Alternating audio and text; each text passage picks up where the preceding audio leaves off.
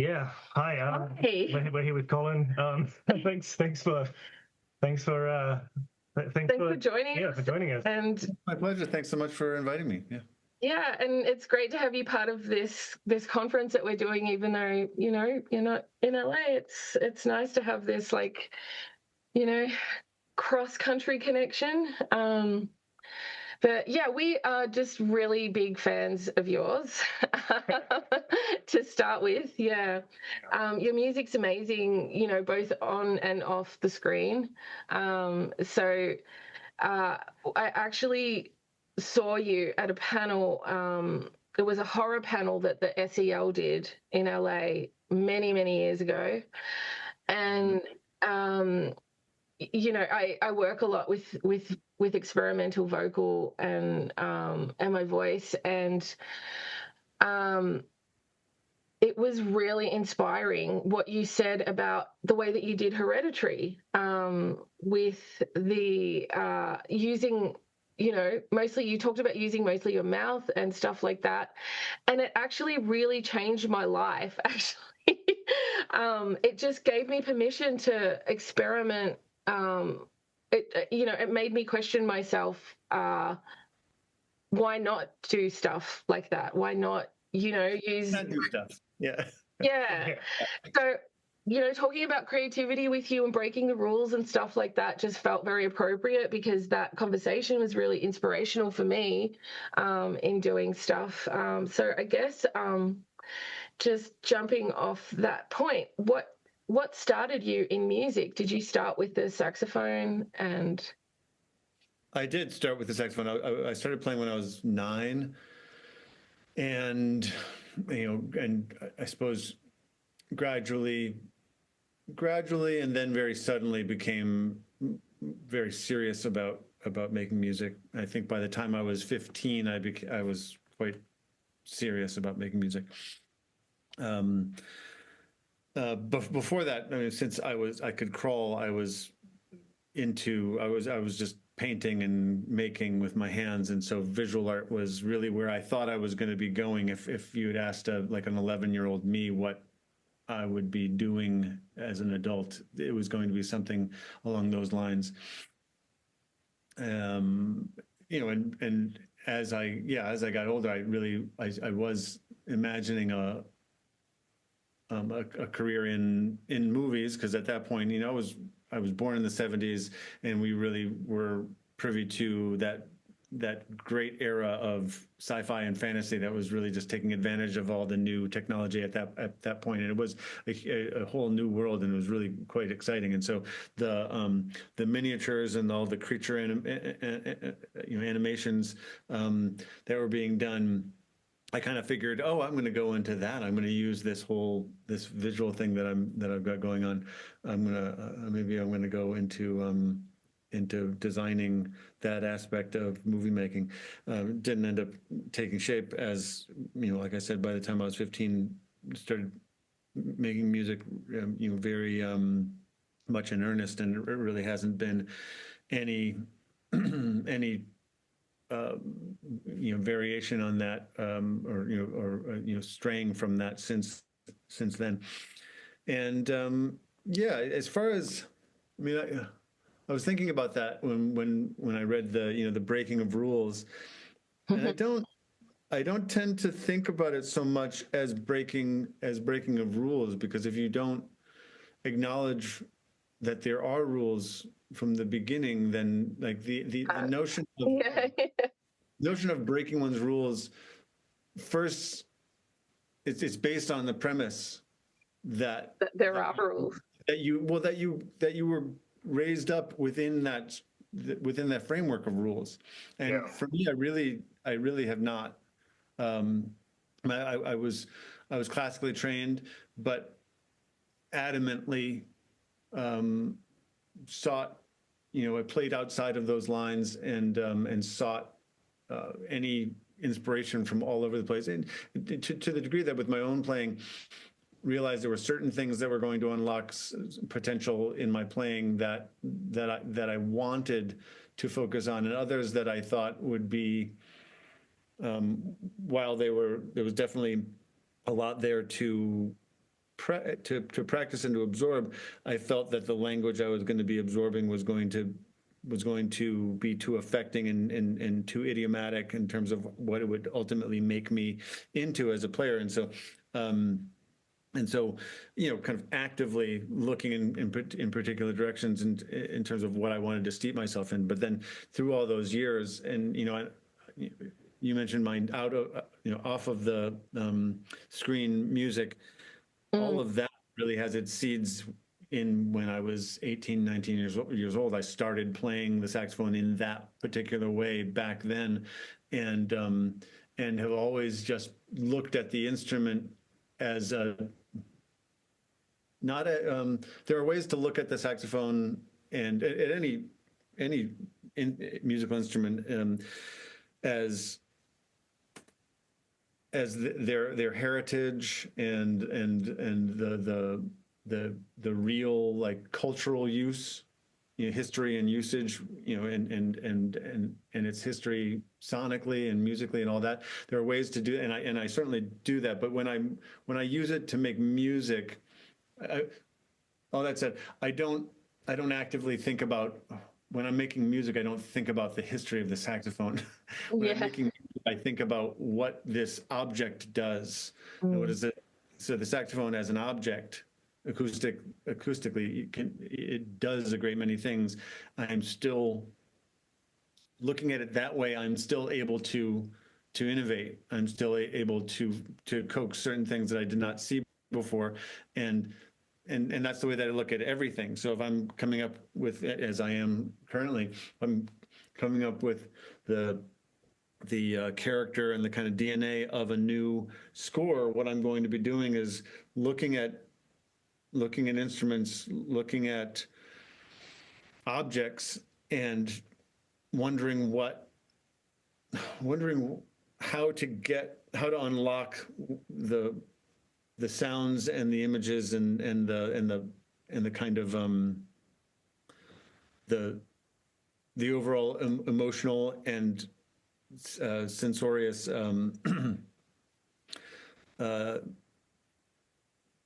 the sounds that I have in my head. How do I unlock that with these things? And then it's just a question of playing like I did when I was 4. When you're left alone in the basement with just all of this random shit, and you have these toys, and you have Legos, and you have clay, and then 3 weeks later you've built a little city out of all of those things. I mean, there's no rules that those disparate elements have to be kept apart, and there's no rules in terms of how one should use each one of them. And so that sense of play, of really just examining each thing on its physicality, rather than its kind of cultural place in the music, or its historicity in the musical arc. That's kind of the whole name of the game for me.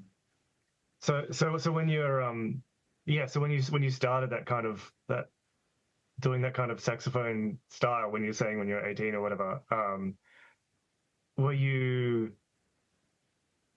just like trying to like find new, so you're in this kind of play space trying to find out what it can do? Like, are you seeking certain sounds? Like, were you trying to like create sounds that saxophones don't usually do, or were you thinking about techniques? I mean, because I know you do circular breathing and stuff like that, like, and that's what didgeridoo players do. Yeah. Did you learn that from like different styles and stuff, or was it just like just trying to like find the limits of what this thing does? My teacher taught me how to circular breathe when I was 15. Specifically to use in a particular piece, but also he just said it's going to be you'll find it useful because it unlocks. I was playing classical music at the time, and he said, certainly for like if we're doing transcriptions of string work, they don't have to breathe, and so they don't have to have breath moments of pause. And so being able to work outside of that, the limitations of a lung full of breath, was important for phrasing and for overall, like, making musical arc within the context of that music specifically. And then so cut to a few years later, I've been using it in, when I was improvising more freely and in different contexts. And I've been listening to a lot more music, and at that point, it's really just my friends and I were in that phase where we're just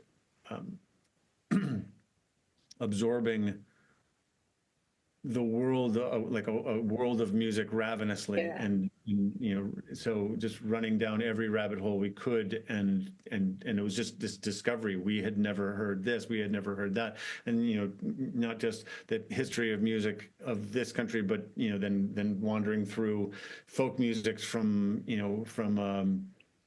all over Eastern Europe, and then getting deep into like North African and Indian classical music, and and Yeah. and so one of those things was, most of that is, a lot of those things are based in the same place wherein you mentioned the didgeridoo. That's usually what people associate with circular breathing, but circular breathing is pretty much part and parcel to all regions of of folk musics, pretty much all over the world. You find some instrument that is played continuously to create a kind of bed of sound. And so obviously you've got the whole migration from the Middle East up through Europe and the British Isles and Scandinavia, of the development and the evolution of all the different pipes. And so those things originally were played with,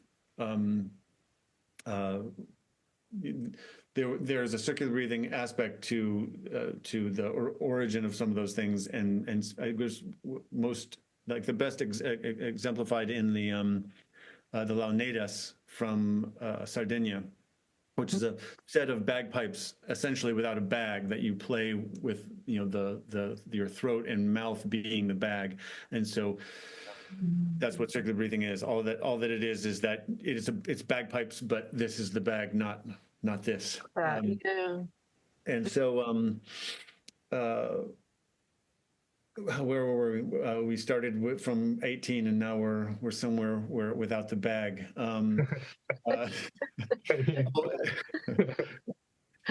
What was my original? Well, we were just talking about, like, just drawing on. Oh, how did I? So I think what I remember as being the impetus for that first piece of music that I think I would tie to what I do today, was I was listening to a lot of electronic music, or a fair amount for me at the time, and listening to Nobukazu Takamura, for example. And one of the, so obviously electronic music, continuous activity. Yeah. There are no breaths. Yeah. And I'd already been using circular breathing in bits and pieces in the context of my improvisations, but I had yet to start writing specifically for that and doing continuous pieces that were built more like a piece of electronic music, less like a piece of free-blown improvisatory saxophone. And so then it was, okay, if breathing is not a hindrance in terms of the continuation of sound, what is the music? And so then I would go from there. And then so certain other experimentation. So when I'm playing very, very quiet, all of a sudden I can really hear the thumping of the keys and the higher partials of how they smack, and then how hard I am striking the keys of this instrument. Now all of a sudden it means something. Yeah. And then so you start to incorporate that sound into what music is. You know, like there's a lot of sound that is happening around the intake and exhale of my breath through my nose when I'm circular breathing. How does that contribute to the overall all of this, it's creating the music, and thinking about it not as extraneous, not as something that is an artifact that is dustbined, but it's all there, and so it's not only relevant, it is essentially all of a part. So so that's where it started. I mean, there's like a visceral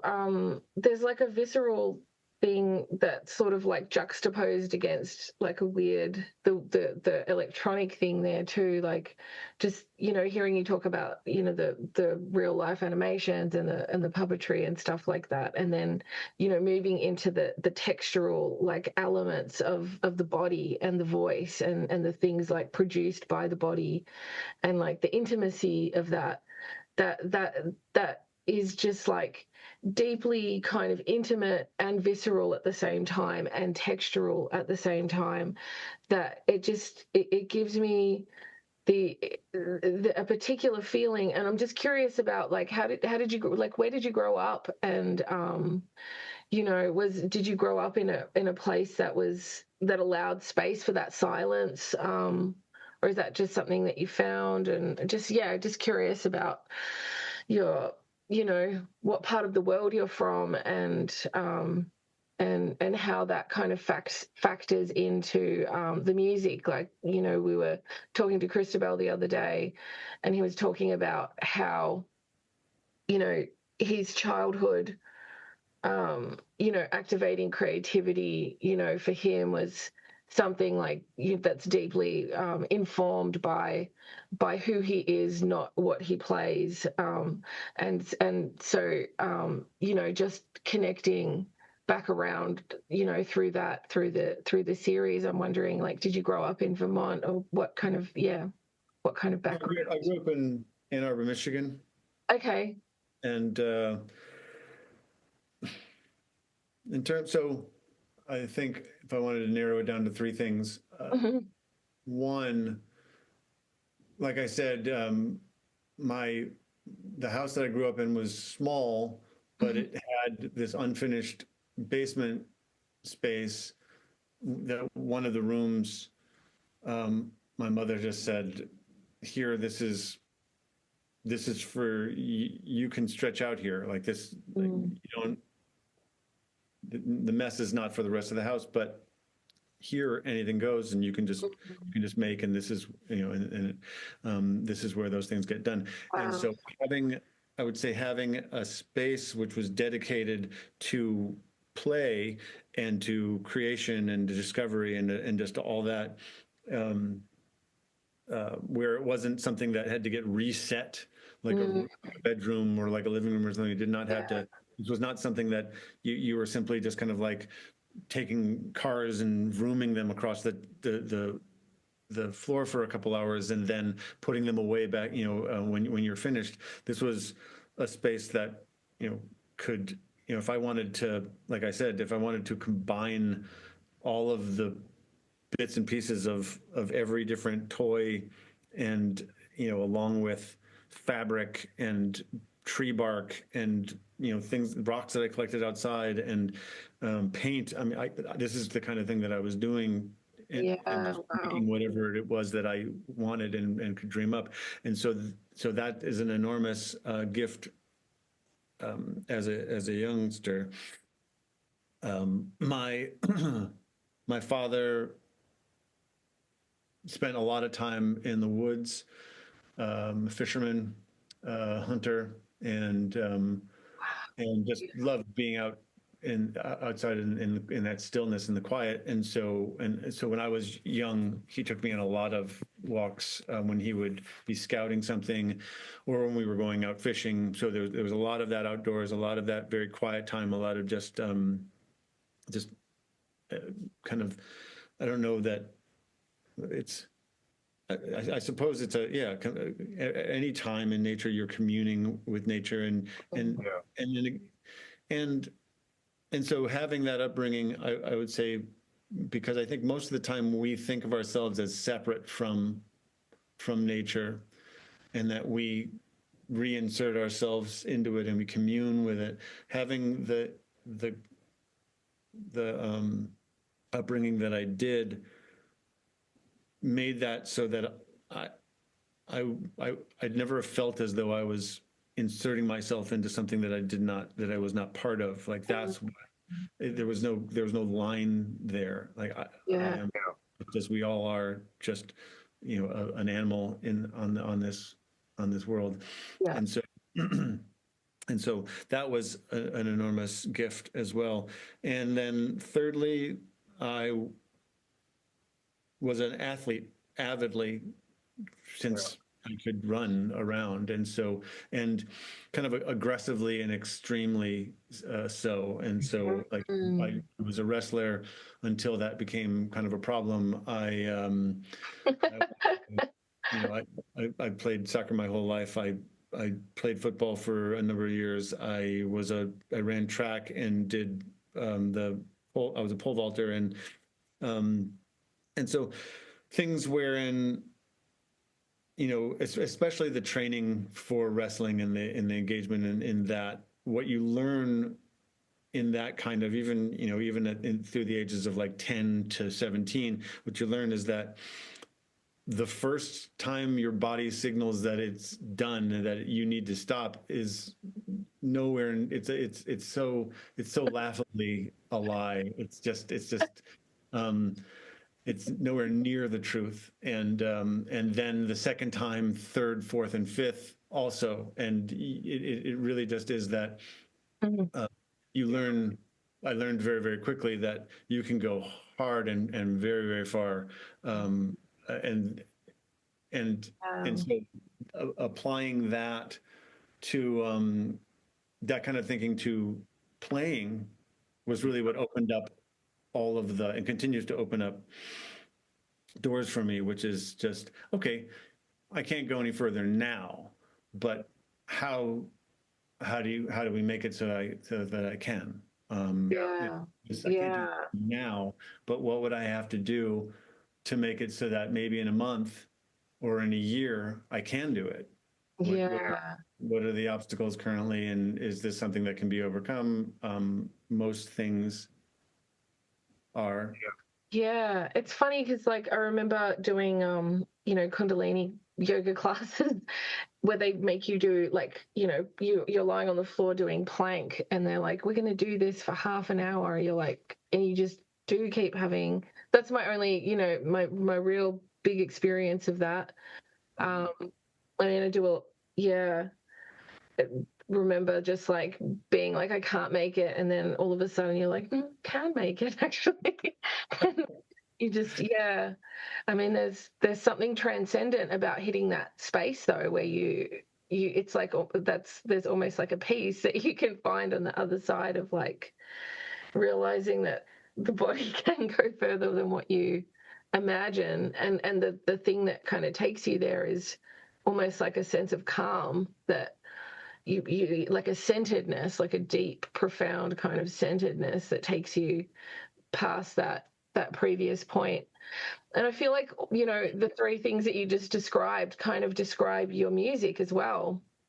Like there is a really strong sense of nature as well as something like urban and kind of, tangible and visceral in it. And as well as this athleticism that is obviously like necessary to do what you do. I mean, my experience of discovering your work was, it was through Hereditary, and I just loved that score. It was just so.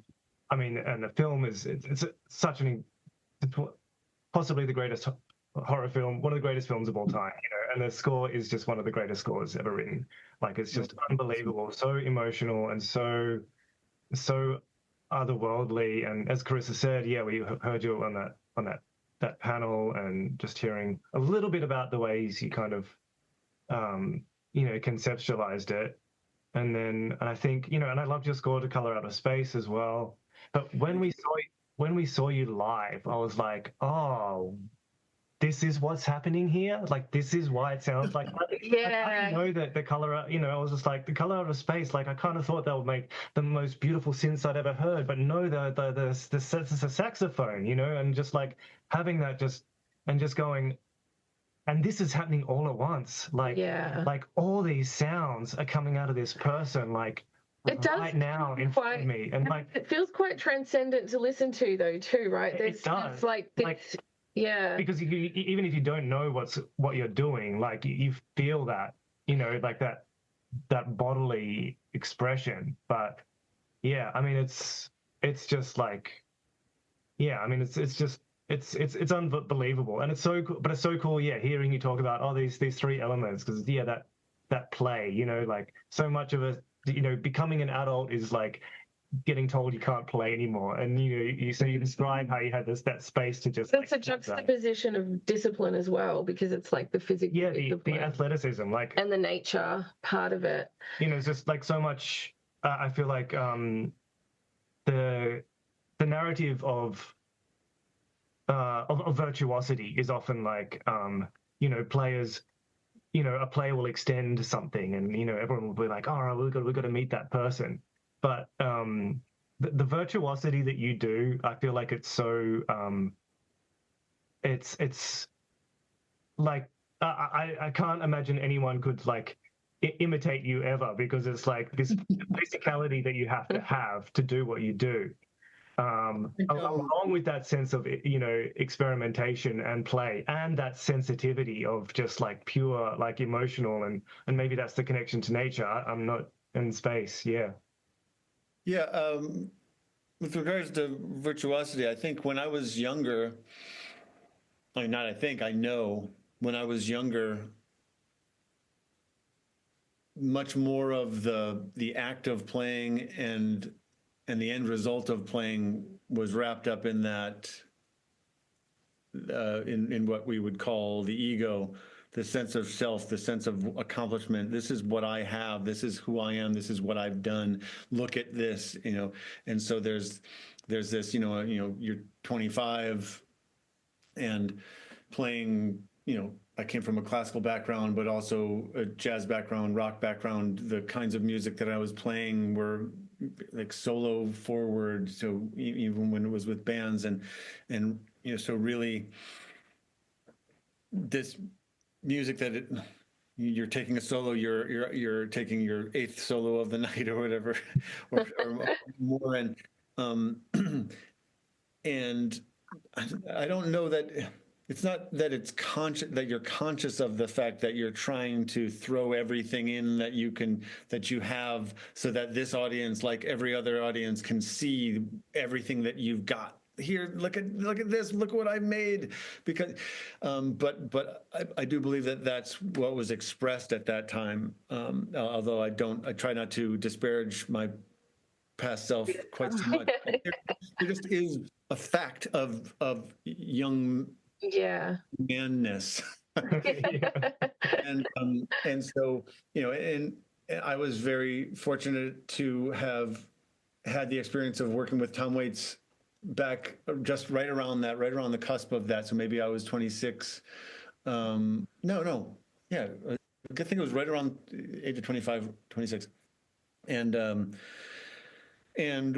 one of the things that I learned very, very quickly from him, very, very specifically from him, was that making music, like the way he makes music specifically, was, it was theater. We were telling stories, and it wasn't autobiographical. He was not telling his stories. He was telling human stories, and he was inhabiting characters. And in order to make that music work, I had to inhabit characters with him. I couldn't come in as me and then photobomb the whole record and just be like, here I am doing the thing that I can do.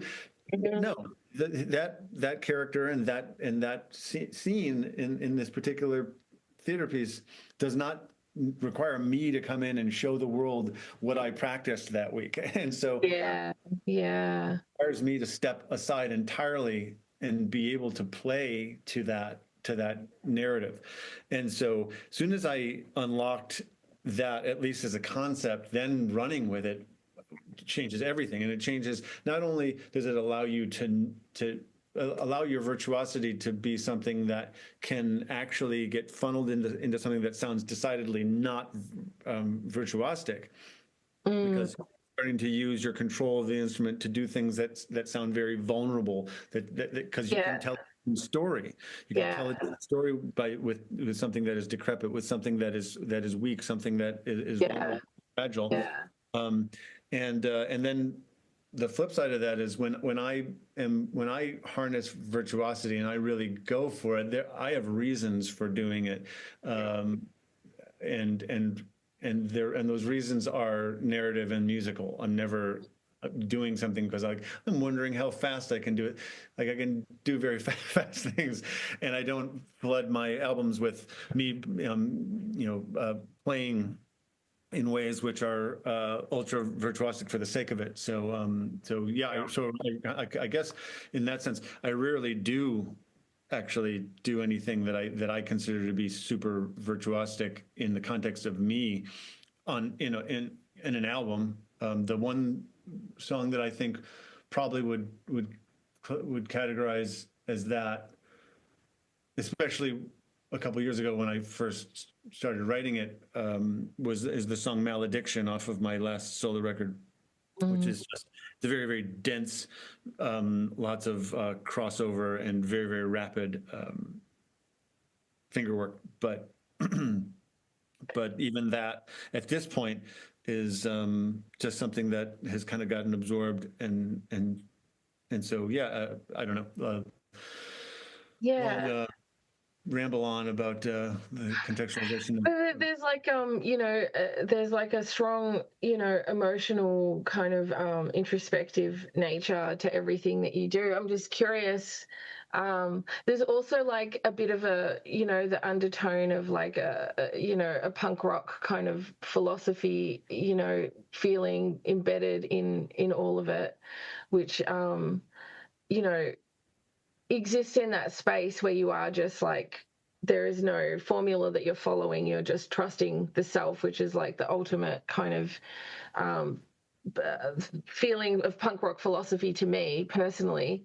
And I'm just, I'm just wondering, like, are there early influences of music, outside of anything that you do, yourself? Like what are the bands you liked? What are the artists that you liked growing up? Like, what are the things that informed this? Because it's like I can feel, I mean, you mentioned Tom Waits, which is, definitely a person of that nature. Well, I think I'll say this first.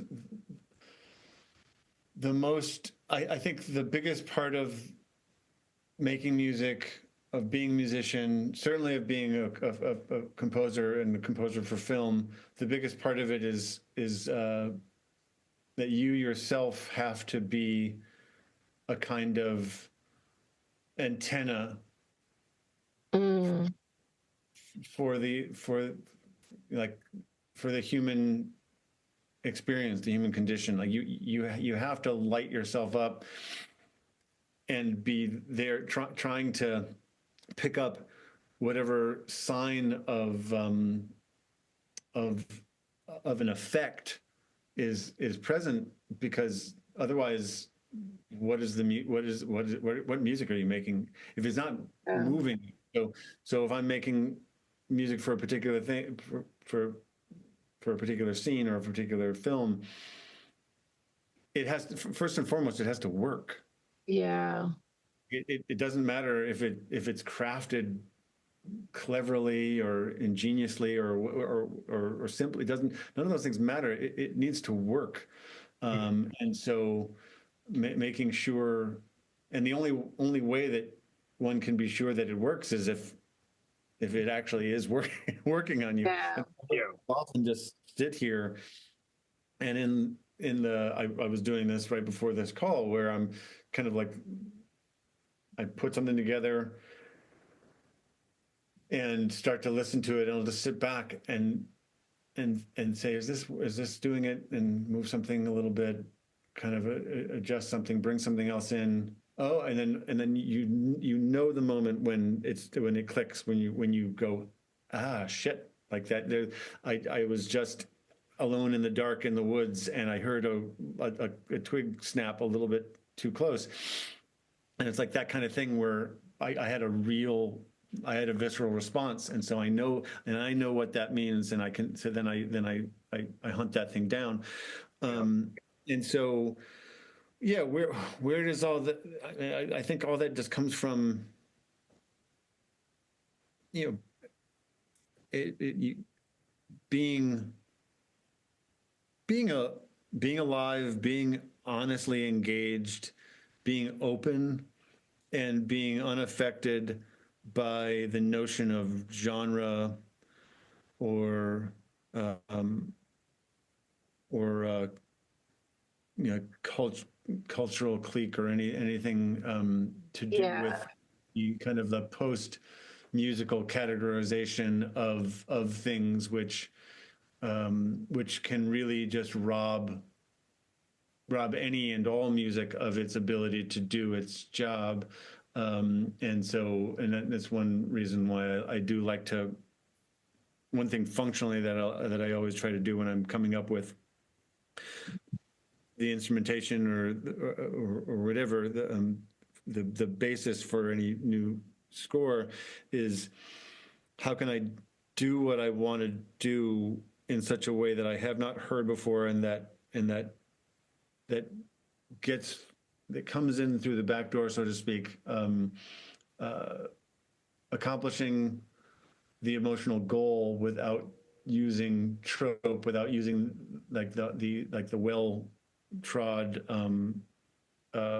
methods that are used so much so as to become something I would categorize as no longer really affecting us in an honest and open and kind of in the present moment way, but more affecting us in a kind of nostalgic muscle memory sort of way, where we hear them and and inside we remember that when we hear this kind of string passage, we're supposed to, like, this is now a melancholy mood, and when I hear the piano played in such a way, now I'm this in the history of me and like experiencing stories, and that's the kiss of death. And so all that to say, winding back, what did I listen to? Waits was a huge was and is, but one of the biggest. He's amazing. Yeah. What was that? Tom Waits. Yeah. Music's when I was coming up, obviously, well, saxophonists like Peter Brotzman and Albert Eiler and Thomas Chapin, Tim Byrne.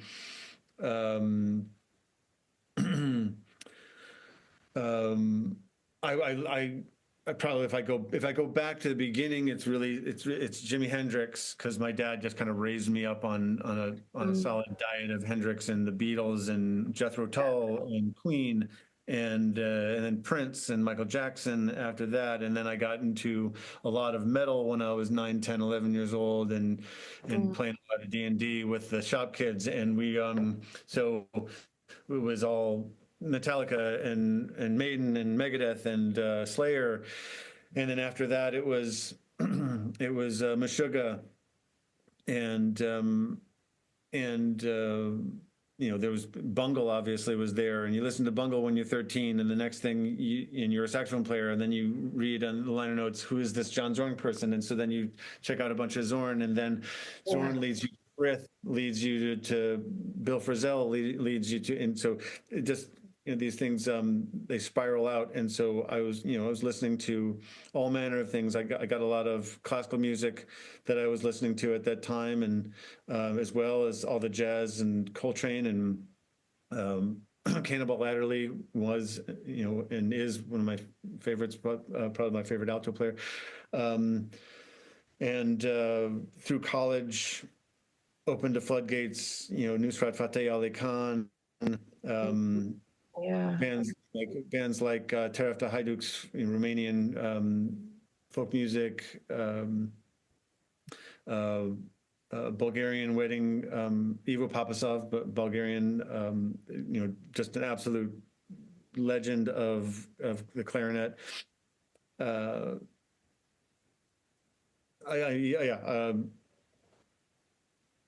So there's like just a huge there's a huge pool. Along with Square Pusher and Autechre and Aphex Twin, obviously for kind of like being the strong, like the foundation of what I listened to back then, electronic music wise. Yeah. And I spent a lot of time in Detroit and in Ann Arbor, and then at that point, that era of hip hop, still my favorite era of hip hop. That was enormous as well. Mobb Deep, Guru, De La Soul, these things, Tribe. These things were all so formative. So yeah, that's probably up to about 95. That's kind of and there's a lot that I left out, but that's kind of like a barrel of things I was listening to back then. I mean, and all that stuff is just really emotive stuff, and it's also like there's like a lot of cathartic stuff in there, and a lot of like highly intense, emotional stuff. I mean, dance music can be like that as well. It's sort of like, takes you to that height of trance state, and I feel like there's in a conversational like level, just to crack open the conversation a little bit about the muscle memory thing that you said, where music, a lot of people that are contracting music, like there's a lot of safety around doing what has been done before, and wanting to push into the unexpected, and wanting to push into the the realm of what hasn't been heard before in composition.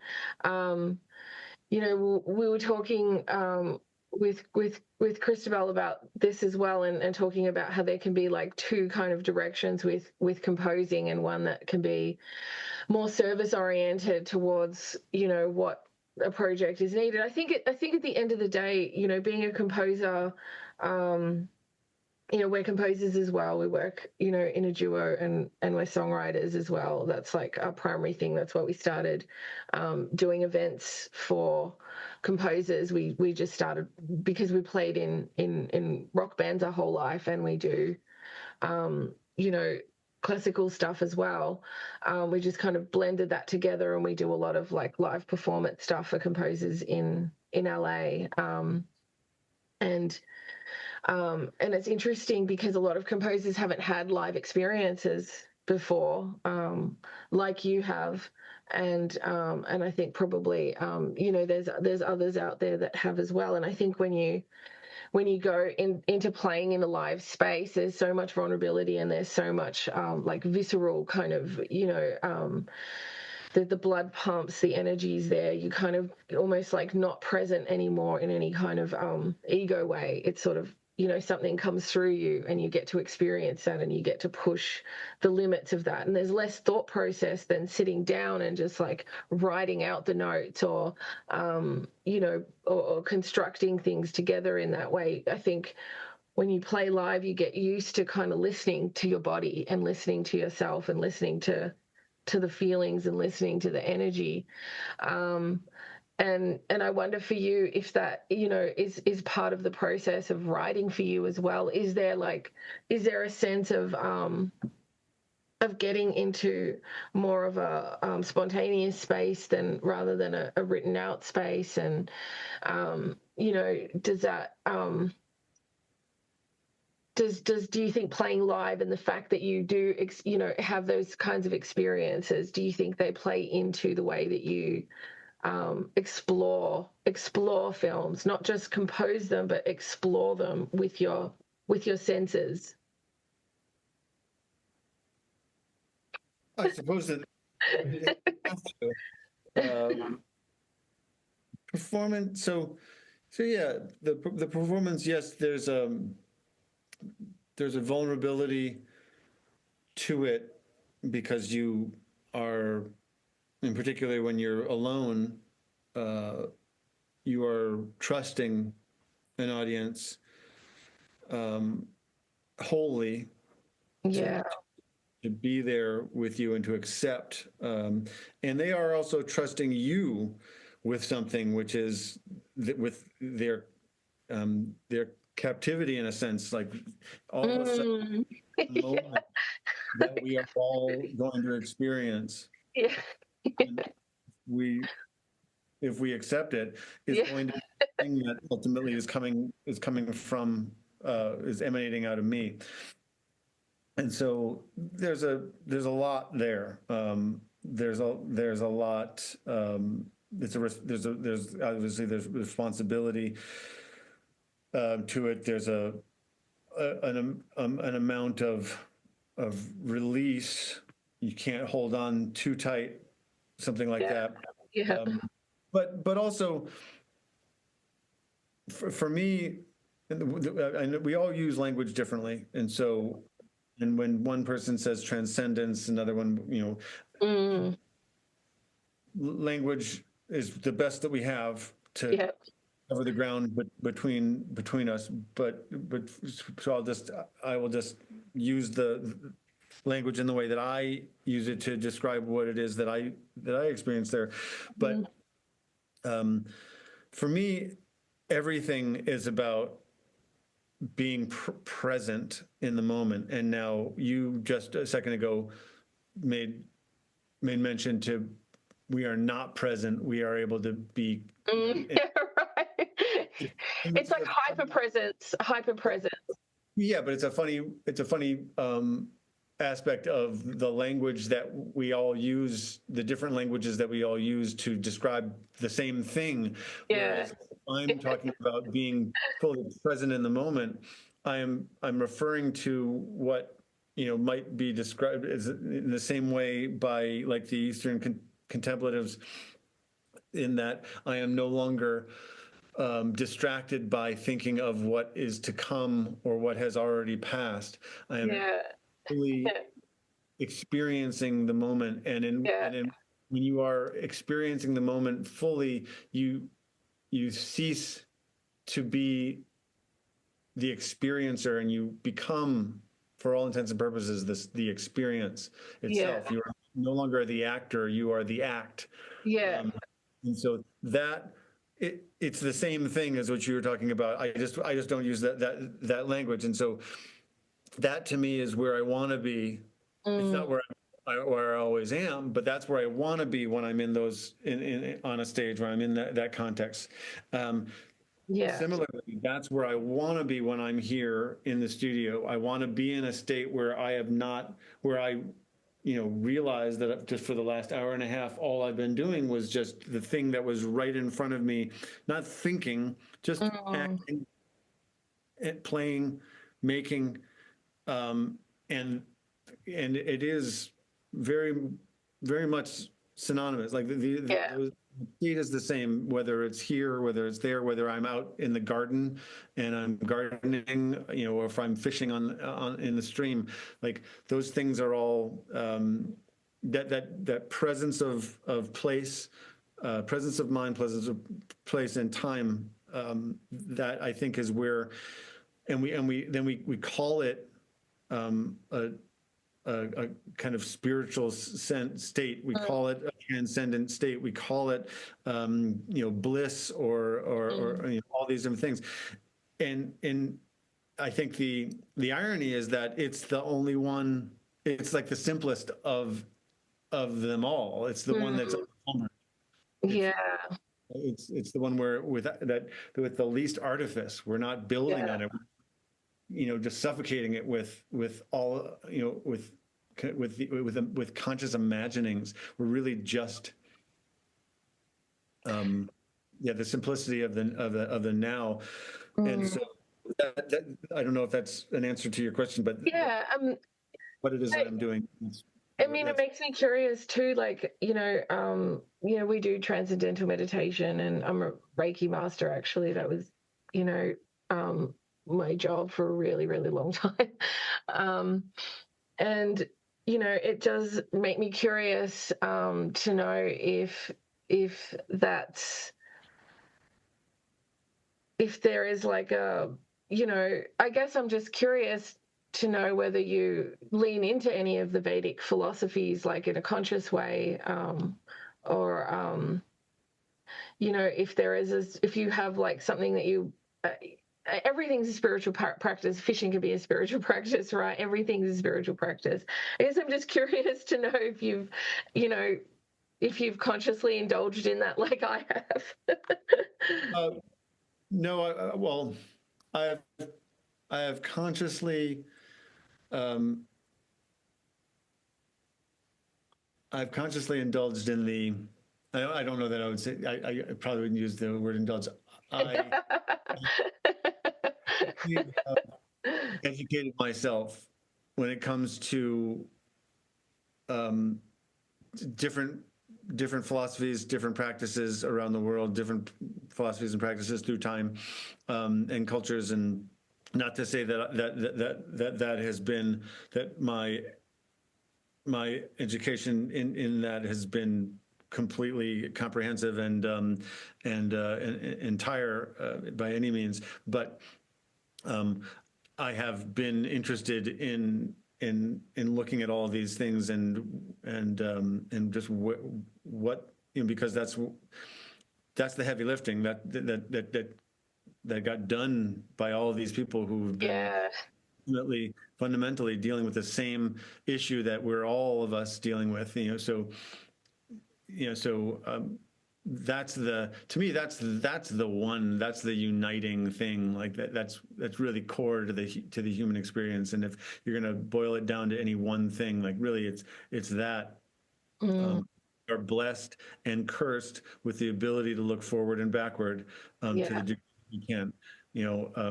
When I'm in the yard and I see a deer come out into the yard, that deer is not cursed and blessed with the ability to look deep into the future and the past. It is not.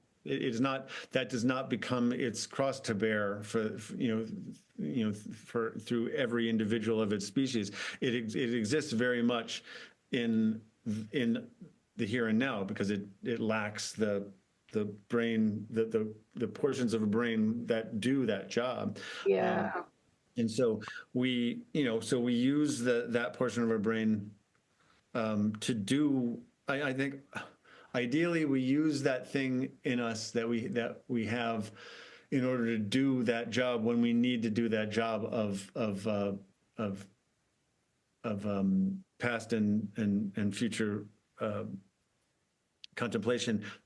But we practice, there are all different forms of meditation, which ultimately are, some of them are more related to just straight mindfulness practices, but more or less they're kind of they're circling, they're orbiting the same moon, and so for me, it always is just kind of looking for root causes, looking for bedrock with regard to experience, and looking for the kinds of practices that'll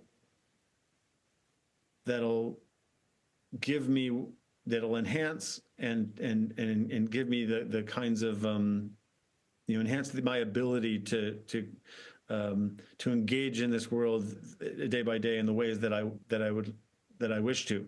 Yeah. So I do not. I think. No, I was about to say something, but I won't even say that. I don't any particular faith or any particular practice or any particular philosophy. More of a pragmatist, I suppose. And I mean, at the end of the day, all of the whole thing is like, it is the whole goal of meditation, of everything, is just to get back into that present state, which, to contradict what I said earlier, as well as explain it, where the ego is not as present, but the full consciousness is, which is like, complete present moment consciousness, is pretty much like kind of a state of bliss, and that's something that you can get from anything that you love, or from meditation, or from nature, or anything like that. And that's really, it's a really powerful experience that we can get from your music as well. I mean, that's what I felt, seeing you live felt very like, getting back into body, and getting back into self, and yeah, just that presence is really something that's lacking in our lives. Like, it is just the curse of life. Do you guys know the Eckhart Tolle story? Eckhart Tolle, that wrote The Power of Now. He's made his whole career about present moment consciousness, but he was suicidal, and he was going to kill himself, and I guess, I don't remember how he was going to do it, but he was just about to, like, essentially, like, pull the trigger on killing himself, and he realized that he was relaxed, and he was not stressed out in that moment, because he wasn't thinking about the future anymore, or the past. He was just present. At the height of his most suicidal, he felt the first moment of peace. Yeah. And he realized that as long as he just stayed in the present moment, everything was okay. And that's what he's just spent his whole career on, talking about with people. Just like present moment consciousness. But yeah, that's like, just like sometimes, like, one of the most ecstatic things about metal, when everything's at its absolute, most intense and at its height, you're right there, like, it arrests your entire being, like, it can happen through, just really cool music. It could also happen through, like, the most intense, like, forms of metal. It can completely just, like, exercise your being of that extraneous stuff. That's why we do it. That's because it works. Yeah. I like, I like that.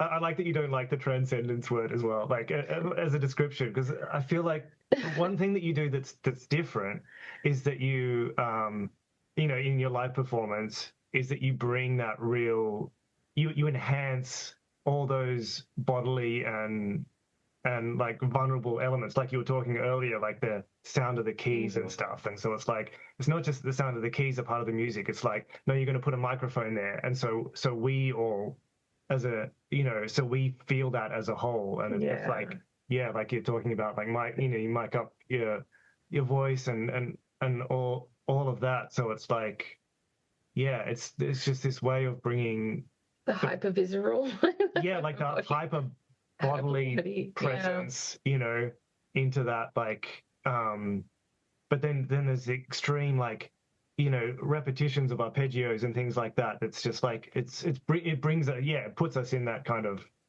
almost trance-like state, but in this real bodily kind of present way. Yeah. I don't know. Observation.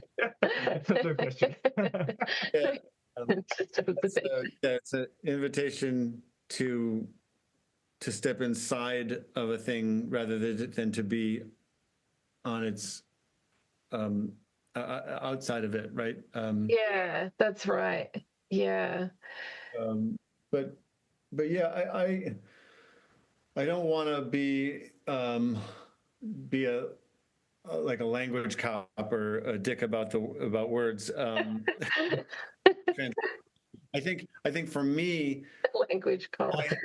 I I have a tendency to, because of my just kind of my default, my baseline is anti um, uh, religiosity, and is it's not it's not. I really I hate the fact that materialism, like that when that someone can be like, well, what are you, just a materialist? If you're and because that makes it sound like it's such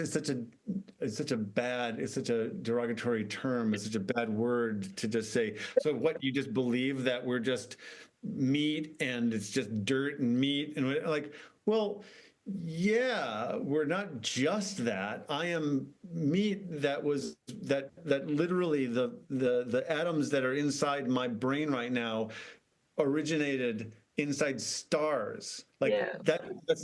I'm not speaking metaphorically. Like that's Yeah.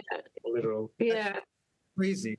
I was gonna say materialism, like, is its Realism is own not transcendent. a word. Like that's material, and it is epic. Yeah. And there are, so I do think that we often like look beyond just the profundity of what it is that we are and how it is that we are and what it is that we are a part of, and we seek to look for like magic to make it more magical. I'm like, you don't need magic. It's crazy. Are you not seeing this? Yeah. And so when so when someone says transcend and transcendent, I understand what they mean, but I almost think of it more as Descending into. and clearing, especially today, because we are so thoroughly being ravaged by the exploitation of our psyche and our physiology by all of these screens and all day, every day, and we've all been convinced that there is something normal about it, and that the anxiety that results from it and the ability to simply, and the fact that we now think it is something that is transcendent to simply be awake in your moment. And we all do that, but the fact that we do is grotesque. And so that I tend to think of it more as a dissolution of noise, of actually seeing through things, and of coming down rather than lifting off. But Materialism. it's all semantics. It's all a matter of how it is you're framing. I think like materialism and like the idea of materialism, like in its most fundamental form, like in our most fundamental form, it's like everything is just when you get deeper down and you get deeper down and you get deeper down, it's all still just energy. And that matter, and that I don't know that there is even a difference to me between materialism and any. It's like it's all about presence. It's all about getting as I feel like that's what's there in the Vedic stuff too. They're really like amazing scientists. That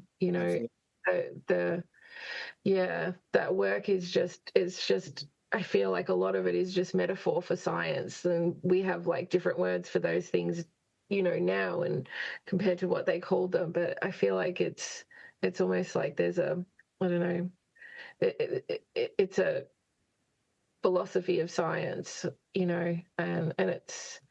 Again, not to needle at words, but the word science, we have all these connotations now about that, when truly what we're talking about is just observation, repetition, observation, and things that we then, like, knowledge that can be gleaned from observing our world, most generally, most generally, that's what it is. You Yeah. observe the same thing enough times to know that likely that's what you've reached some level of bedrock. Yeah. And so then obviously that spirals and gets to all these different disciplines, and the vastness of our acquired spatial knowledge. But ultimately, what it is what you're talking about. Yeah. And, like the fundamental truth is just, yeah, it's like that observation. That's what the foundation. Did you happen to watch what was that TV show that was incredible? Midnight Mass. Midnight Mass. Yeah. Did you happen? No, I missed it entirely, and a friend of mine was like, "Oh no, you have to do this," and it's been a thing that I've forgotten to in the scheme of things. I mean, what we're talking about just feels so. It does feel so much like that show, which was just like one of our favorite shows. And during the pandemic, like Andrew's mum got sick, and ultimately passed away, and it was just an interesting show about like the nature of materialism and the avoidance of the certain realities of life, and and how that show became like kind of a roadmap for actually dealing with for moving through death and grief. And just and also like it's just the nature of our humanity and our bodies and our ability to cope with the nature of our bodies and reality and death and change and stuff like that. On the side. Yeah, it's you just reminded me of it though. So, but yeah, it's really it's cool to like just talk to you and really like feel behind the veil of what you can feel intuitively by just listening to your music, just the sense of the presence, the sense of nature, the sense of athleticism as well. Yeah. and just I feel like you've given me a reminder of just like the beauty as well, like the beauty of materialism and not just the horror of it. I don't know that I would use that I want to be associated with everything that all the connotations of the word materialism in right. Well, it makes me think about stars now. I'm thinking but it is making me think about stardust. So the stardust, if it helps when I say that, I am actually thinking about how beautiful it is that we are connected, that we are connected to the stars and just like the beautiful vulnerability and intimacy and of the body and how the body works. So it's the last thing I'll say is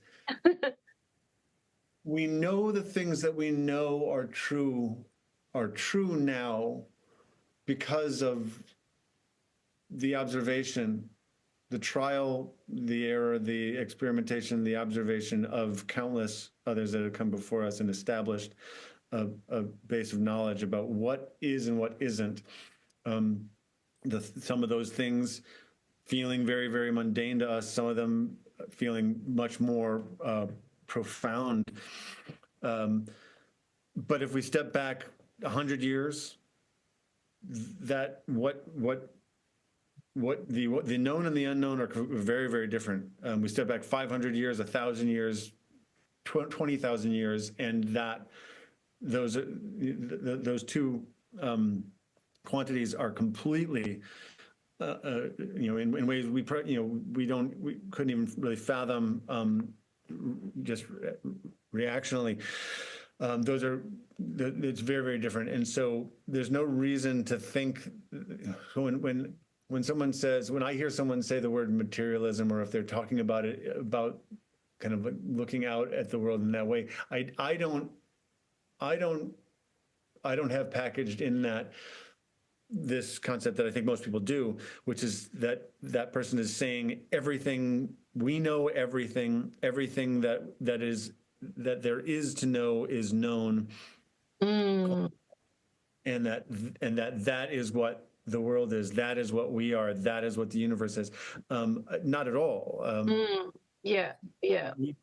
We may feel as though we know so much, and compared to a little while ago, we do. But compared to in another 10,000 years, what we know now might be nothing. Might be just really the very, very beginning. Yeah. Of knowledge. And so that none of that changes what's to say that all ultimately comes from materially,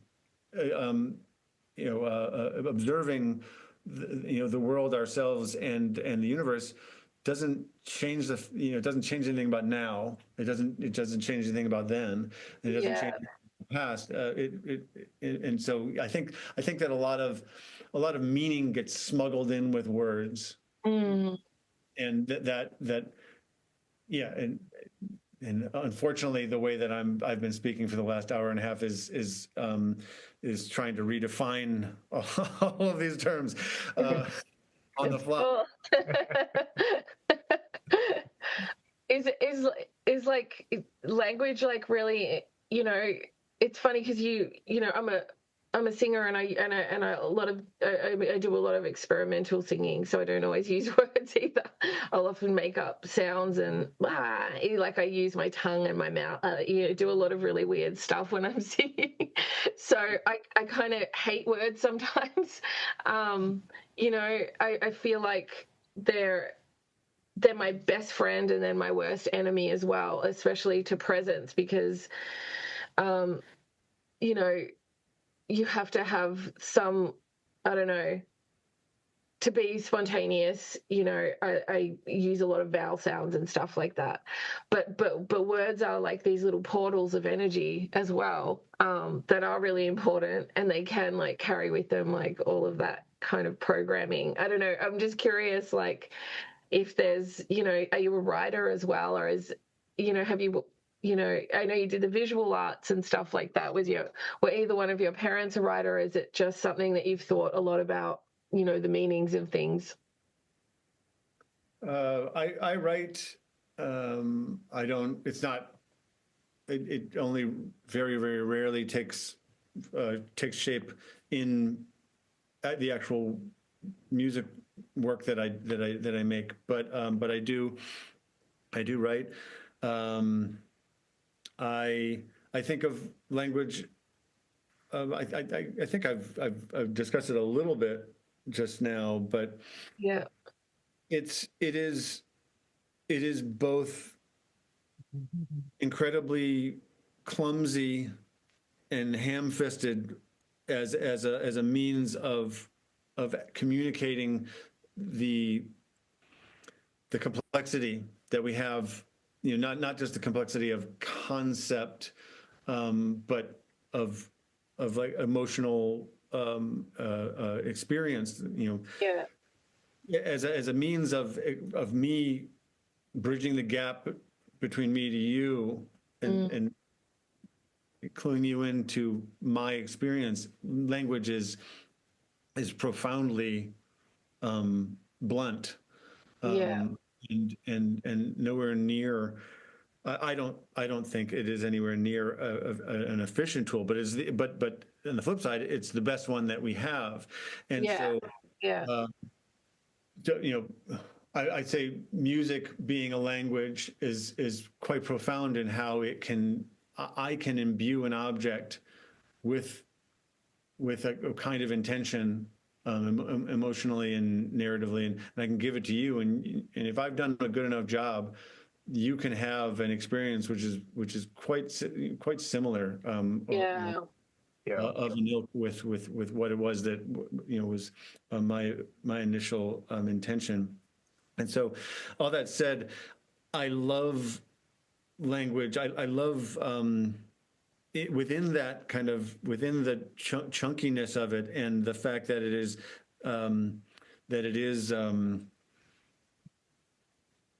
kind of fraught. That therein lies that's the challenge of when we all know, or those of us who kind of fallen in love with certain writers for their particular turn of phrase, the way that they came up with their own form of the language to describe people, places, experiences. It's almost like when I discover a new to me, a new writer who does just that. It is almost like it is certainly a cause for celebration. I mean, it's an impetus to weep at times, because it's so. Oh, I didn't know that. I had no idea that that could be said. Not that not strung together just so, but the thing that I have now because of those words strung together just so. So it's kind of like this alchemy, this incredible chemistry where you put together words just so in the context of other words, and now I feel the way that I do. Yeah. It's incredible. So yeah, language can be this thing which is entirely inadequate, and then on the other side of it, it can be something that that truly is up there with everything that we describe as Sublime. magic. Yeah. I was going to say transcendent, but I went with sublime. I was like, maybe that's Yeah. So less religious connotations. That's my relationship to language. But it's funny with language too, because like my mum's Italian, my mum's Italian and Neapolitan. So, and actually, Neapolitan is its own language altogether. It does not sound like normal Italian. Like a normal Italian won't be able to understand it. And then there's my dad's Chilean, so there's Spanish in there too. And it's funny how the character of language actually can shape the character of people as well, and like the fact that the way that words are used, it's most operas are in Neapolitan, and Neapolitan is a language that is like, Neapolitan is so rough and blunt and poetic, and it can sound to some people like unrefined, and hilarious, and but it's so raw, it's so profoundly raw that when it turns into opera, it takes this highly refined energy and then this highly like guttural, deep, kind of raw language, and it just turns it into something that regular Italian could not do. It's like, nessun dorme. That's Neapolitan, nessun dorme. Nessun dorme, and Good one. in Italian, it's nessuno dorme. It's very different. Nessuno dorme. It's very la. Nessun dorme. It's like, it's got a weep in it. It's a yeah. I mean, I love Neapolitan. It sounds like it's kind of crying and raw and just yeah. I think we're going to get to my love of Pavarotti. Oh yeah. Yeah, I mean, it's you know, Pavarotti is, you know, it has done like incredible. Goat. He's my favorite. I know that many people have different, especially people within, within the opera scene, have different opinions about who's the greatest. But oh man, it's always comes down to. I mean, yeah, he, you know, he's a person that just takes this like, you know, the raw emotion. Like Neapolitan is just pure raw emotion. There's nothing refined about it, and he just elevates it to the most, you know, refined, extreme, you know, profound kind of chillingly beautiful thing. And I feel like, you know, it's like that's a magical kind of aspect of language as well, is just like the kind of character that it can have. You know, it doesn't, you can't do that with English as well. It's like you know, the old masses that were done in Latin that freaked everyone out because they couldn't understand, you know, and the sound of it sounded very like serious. And it's just like there is this just interesting thing that we can all share this humanity, and yet when we put a language to that humanity, it takes on, we inherit with it these specific traits and specific qualities and specific personality traits and characteristics that come with it. So, yeah, I guess it does.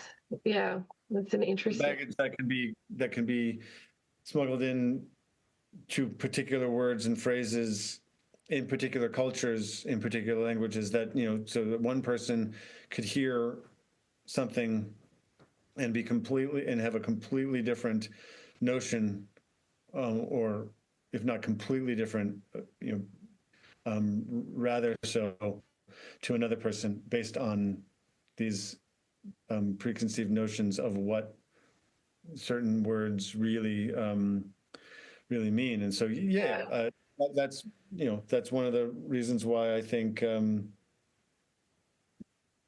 I largely play in instrumental spaces. Yeah. Yeah. But yeah. Well, it's just been really, really amazing talking to you. It's been a transcendent conversation. It's been really, yeah, it's been really nice to finally connect to you and yeah, just be able to talk about all of this stuff. So thank you so much. Yeah, thanks for your time, and everything. and thanks for sharing all of that with us. It's, you know, a really great conversation. Well, yeah, thanks for having me. Great to talk to you both, and yeah, best of luck with the whole. Yeah, everyone come to the conference as well. I'm gonna remember that. Come along and say hi in person. Yeah, or online, yeah. And yeah, looking forward to your next record.